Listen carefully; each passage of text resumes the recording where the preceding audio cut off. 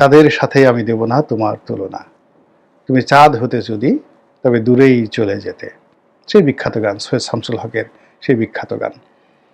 তো সেই গানের মতো করে আসলে ডক্টর মোহাম্মদ ইউনূস আমাদের রাজনীতির অঙ্গনের চাঁদ।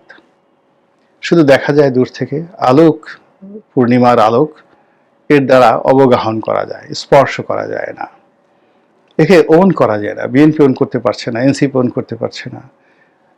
তিনি ভরা পূর্ণিমায় যার উপর আলোক বর্ষণ করেন, অমনি তার মাথা খারাপ হয়ে যায় এবং তিনি ডক্টর মোহাম্মদ ইউনূসের প্রশংসা করতে থাকেন। আবার ভরা পূর্ণিমার যে প্রতিচ্ছবি তিনি যখন ঘুরিয়ে অন্যদিকে নিয়ে যান, চাঁদের মতো, একদিকে অমাবস্যা আর পূর্ণিমা পৃথিবীর অন্য যে প্রান্তরে চাঁদ আলোক বিকিরণ করে সেখানে আনন্দের বন্যা বয়, আর যেখানে অমাবস্যা সেখানে আর্তচিৎকার শুরু হয়ে যায়, সমুদ্রে বন্যা হয়ে যায়, নদ নদীতে বন্যা হয়ে যায়, ভরা জোয়ার হয়ে যায়।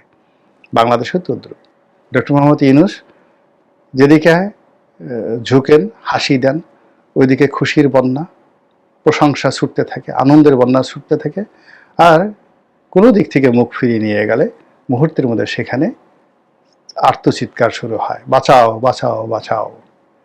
এখন ওনার যে দৃষ্টি যাদের উপর আছে তারা খুব উল্লাস করছেন, আর ওনার দৃষ্টি যাদের উপর নেই তারা আর্তচিৎকার শুরু করেছেন। এভাবেই বাংলাদেশের রাজনীতি চলছে। আর এই রাজনীতি কি আজীবন এইভাবে চলবে? ভবিষ্যতের মালিক একমাত্র আল্লাহই ভালো জানেন।